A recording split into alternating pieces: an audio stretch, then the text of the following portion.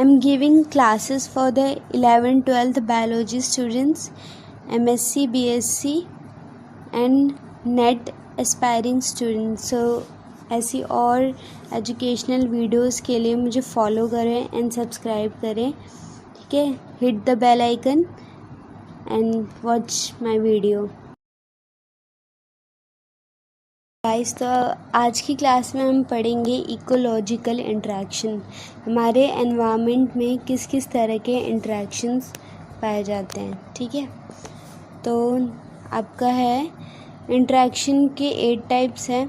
Neutralism, commensalism, predation, parasitism, herbivore, mutualism, amensalism and competition. Okay, तो neutralism में क्या है? न्यूट्रल, जैसे सबको पता है न्यूट्रल मतलब कुछ भी नहीं होता. तो ना तो ए को कुछ होगा ना बी को कुछ होगा, दोनों 0-0, ठीक है. कॉमेंशलिज्म और हमारा म्यूचुअलिज्म, ये दोनों पॉजिटिव इंटरेक्शन में आता है. तो कॉमेंशलिज्म में क्या होगा कि एक को बेनिफिट होगा, दूसरे को कुछ भी नहीं होगा, ठीक है. थर्ड है प्रीडेशन. प्रीडेशन में क्या है? एक को बेनिफिट होगा, एक को नुकसान होगा. सेम चीज़ है पैरासिटिज्म में भी, एक को बेनिफिट होगा तो एक को नुकसान होगा, नेगेटिव होगा, ठीक है. हर्बीवोर में क्या है? सेम चीज़ है, एक को बेनिफिट होगा, दूसरे को नुकसान होगा. म्यूचुअलिज्म में क्या है? दोनों बंदे को ही बेनिफिट होगा, ठीक है, म्यूचुअल अंडरस्टैंडिंग के साथ. और सातवां क्या है? एमेंशलिज्म. एमेंशलिज्म में क्या है? एक को नुकसान होगा, दूसरे को कुछ भी नहीं होगा, ठीक है. और 8th क्या है? कंपटीशन, जिसमें दोनों ही सेम रिसोर्स के लिए फ़ाइट करेंगे, जिसकी वजह से उनके बीच में कंपटीशन होगा, दोनों को ही नुकसान होगा. ओके, तो नेक्स्ट है पॉजिटिव इंटरेक्शन. तो पॉजिटिव इंटरेक्शन में मैंने आपको बताया था कि कॉमेंशलिज्म है और म्यूचुअलिज्म है, ठीक है. तो कॉमेंशलिज्म में क्या होता है? एक को बेनिफिट होता है, दूसरे को कोई फ़र्क नहीं पड़ता, ठीक है. तो it is symbiotic one in which species A get benefited and species B neither benefit nor suffer, ठीक है. B को ना तो बेनिफिट होगा, ना ही वो सफ़र करेगा. जैसे कि सकर फिश ऑन शार्क, ठीक है. जो सकर फिश होती है वो शार्क पे बैठती है और वो उससे ही जो भी होती है सक करती है, जो भी उसको खाना चाहिए होता है या ब्लड चाहिए होता है, जो भी, ठीक है. और शार्क इतना बड़ा होता है कि उसको अगर छोटी सी चीज़ है तो उसे कोई फ़र्क नहीं पड़ेगा, ठीक है. तो सकर फिश को ऐसे पॉजिटिव मतलब उससे उसको बेनिफिट मिला और शार्क को कोई फ़र्क नहीं पड़ा, ठीक है. इसी तरह एपिफाइट्स जो ऑर्किड्स होते हैं वो ट्रीज़ और ब्रांचेस का यूज़ सपोर्ट के लिए करते हैं, तो उससे ब्रांचेस को कोई फ़र्क नहीं पड़ता, ठीक है.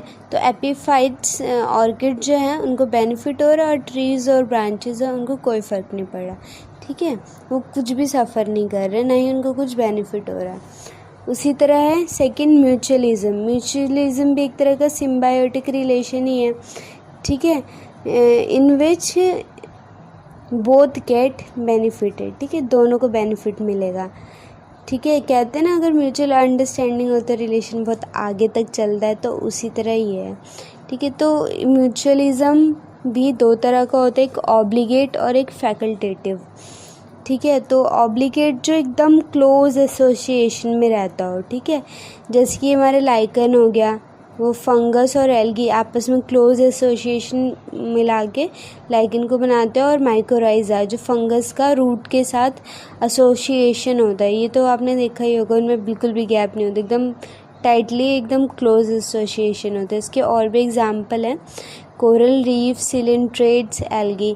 अब जैसे माइकोराइज़ा है, ठीक है, तो माइकोराइज़ा जैसे फंगस है, माइकोराइज़ा में जो फंगस है, फंगस जो है वो उसका जो माइसीलिया होता है उसके थ्रू वो क्या करेगा?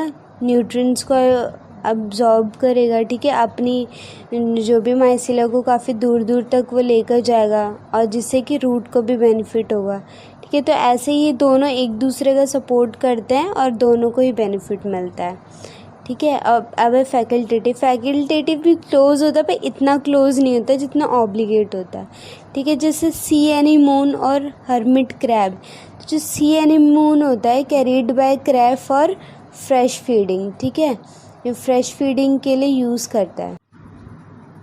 ओके गाइस, सो हम नेक्स्ट पढ़ेंगे कंपटीशन के बारे में। तो कंपटीशन में क्या होता है, दोनों इक्वली अफेक्टेड होता है, दोनों को नुकसान होता है, ठीक है। तो it is are of two type, first is inter specific and second is intra specific. इसको ध्यान से सुनना क्योंकि इन दोनों वर्ड्स में बहुत ज़्यादा कन्फ्यूजन होती है। So first is inter specific in which two different species fight for the same resources. Okay, तो दो डिफरेंट स्पीशीज़ हो गए, जैसे एक स्पीशीज़ में ह्यूमन ले लो, दूसरे में एनिमल ले लो, ठीक है। तो वो लोग मतलब आपस में ऐसी चीज़ के लिए फ़ाइट कर रहे हैं जिसमें दोनों को ही नुकसान हो रहा है, ठीक है। इंट्रा स्पेसिफिक मतलब आपस में ही लड़ना है, ठीक है। सेम स्पीशीज़ है, वो आपस में चीज़ों के लिए लड़े। मान लो ह्यूमंस को ही ले लो आप, ठीक है। अब इंसान मतलब ऐसे रिसोर्स के लिए फ़ाइट कर रहा है जो दोनों ह्यूमन की ज़रूरत है, ठीक है। तो उससे दोनों को ही नुकसान होगा, ठीक है, अगर सेम रिसोर्स के लिए फ़ाइट करेंगे तो, जिसमें दोनों को ही नुकसान हो। तो इंट्रा स्पेसिफिक मतलब होता है जब सेम स्पीशीज़ में कंपटीशन हो, ठीक है, इंट्रा स्पेसिफिक। एलीलोपैथी के बारे में मैं बताना चाहूँगी, जो कि इन दोनों टॉपिक से अलग है, लेकिन वो इकोलॉजिकल इंटरेक्शन का ही एक पार्ट है। तो एलीलोपैथी जो होता है ये एक तरह का बायोकेमिकल है जो दूसरे ऑर्गेनिज्म से प्रोड्यूस होगा, लेकिन वो प्लांट्स में जर्मिनेशन, ग्रोथ और सर्वाइवल और रिप्रोडक्शन में हेल्प करेगा। तो इसका एक पॉजिटिव रोल होता है, जैसे कि फॉर एग्जांपल सेकेंडरी मेटाबोलाइट,